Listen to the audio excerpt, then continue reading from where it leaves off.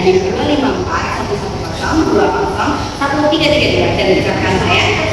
Perkenalkan, nama saya Inaka Madani Ibrahim 25410201336. Nama saya Kami Sudiarti 2541 10 13 40. Nama saya Rizky Aliskan Madani dengan NIM 25410201341. Perkenalkan, nama saya Iman Hidayat dengan NIM 25410201348.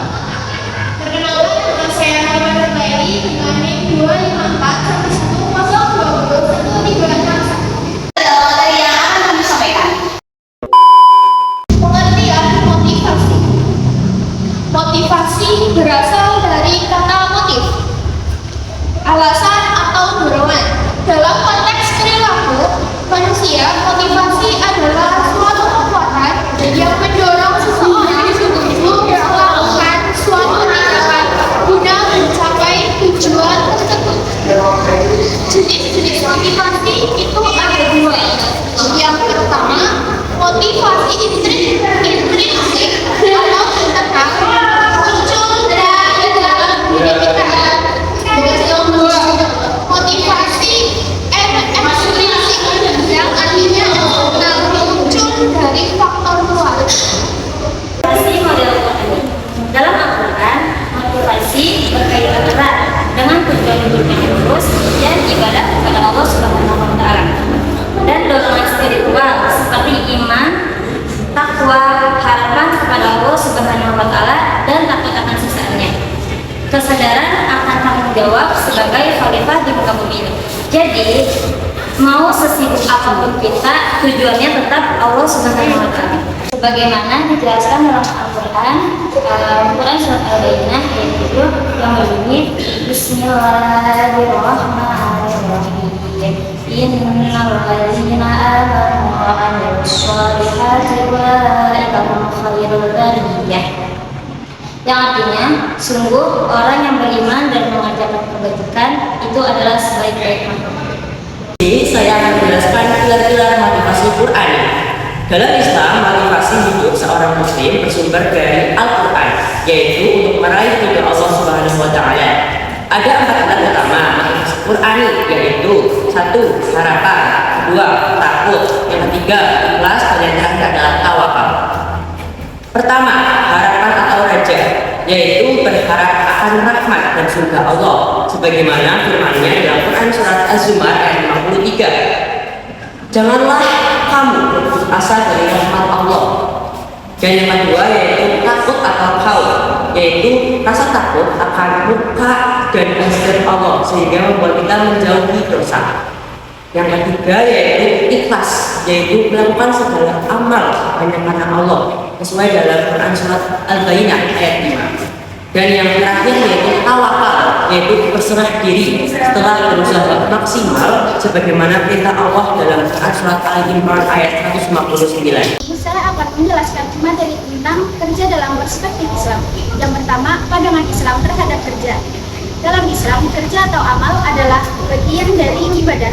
Bekerja tidak hanya dilihat dari hasil material, tetapi juga dilihat dari niat, etika, dan dampak terhadap dirinya sendiri maupun masyarakat sekitar.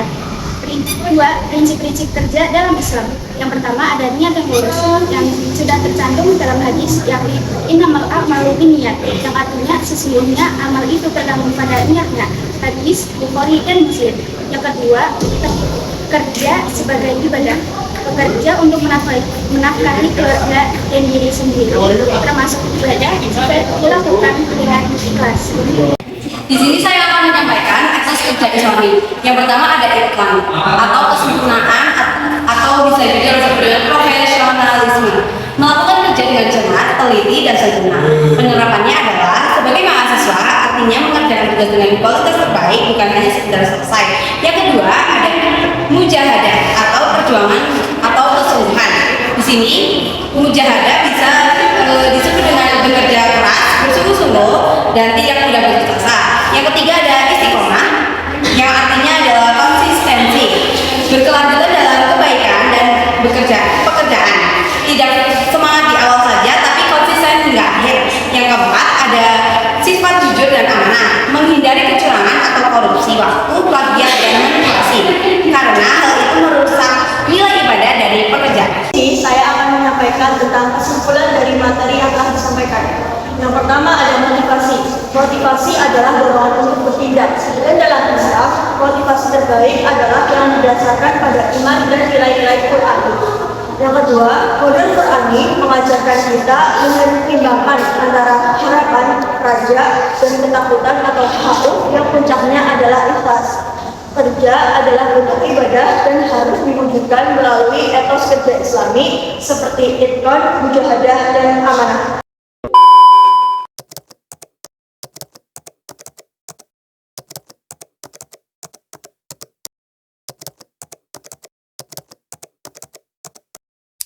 Di sini saya akan menyampaikan studi kasus menurunnya motivasi belajar siswa di sekolah. Di sebuah SMA negeri, guru mata pelajaran ekonomi menyadari bahwa sebagian besar siswanya tampak kehilangan semangat belajar. Banyak yang datang terlambat, tidak mengerjakan tugas, dan hasil ujiannya menurun. Setelah dilakukan wawancara, diketahui bahwa siswa merasa pelajaran ekonomi membosankan, terlalu banyak teori, dan tidak terlihat kaitannya dengan kehidupan sehari-hari. Berdasarkan konsep motivasi, menurut teori Abraham Maslow, motivasi untuk ketika sebuah individu terpenuhi mulai dari kebutuhan dasar hingga aktualisasi diri. Dalam konteks ini, yang pertama, kebutuhan penghargaan estetik belum terpenuhi karena siswa jarang mendapat apresiasi atas usahanya. Yang kedua, kebutuhan aktualisasi diri juga tidak tercapai karena siswa tidak diberikan ruang untuk mengaitkan pelajaran dengan minat dan kehidupan nyata mereka. Selain itu, menurut teori motivasi higienis Herbert, siswa juga kehilangan faktor motivator seperti pengakuan, tanggung jawab, dan keberhasilan dalam belajar. Selanjutnya yaitu cara penyelesaian atau solusi. Di sini kita dapat bedah menjadi dua pendekatan. Yang pertama pendekatan intrinsik dan yang kedua pendekatan ekstrinsik. Pendekatan intrinsik yaitu cara guru memotivasi siswa dari dalam diri mereka sendiri. Artinya siswa belajar karena mereka memang ingin tahu, tertarik atau merasa belajar itu penting bagi dirinya. Yang kedua adalah pendekatan ekstrinsik, yaitu cara guru memotivasi siswa melalui pengaruh dari luar. Nah, dengan cara apa? Nah, yang pertama itu memberikan penghargaan bagi siswa yang aktif, seperti pujian di kelas atau poin tambahan untuk keaktifan. Yang kedua, mengadakan kompetisi atau presentasi antar kelompok untuk membangkitkan semangat bersaing sehat. Yang ketiga, lingkungan belajar yang positif. Guru menciptakan suasana kelas yang menyenangkan dan interaktif, menjalin komunikasi positif agar siswa merasa dihargai dan termotivasi. Yang keempat, pendampingan individual. Guru atau wali kelas melakukan konseling dengan bagi siswa yang tampak kehilangan motivasi. Di sini saya akan menyampaikan tentang kesimpulan dari studi kasus yang disampaikan kelompok kami. Motivasi merupakan dorongan internal dan eksternal yang mempengaruhi perilaku seseorang untuk mencapai tujuan yang dimaksud. Dalam kasus ini, guru itu berperan sangat penting untuk menumbuhkan motivasi belajar dengan cara memadukan faktor intrinsik seperti minat dan tujuan pribadi siswa, serta faktor ekstrinsik seperti apresiasi dan lingkungan belajar.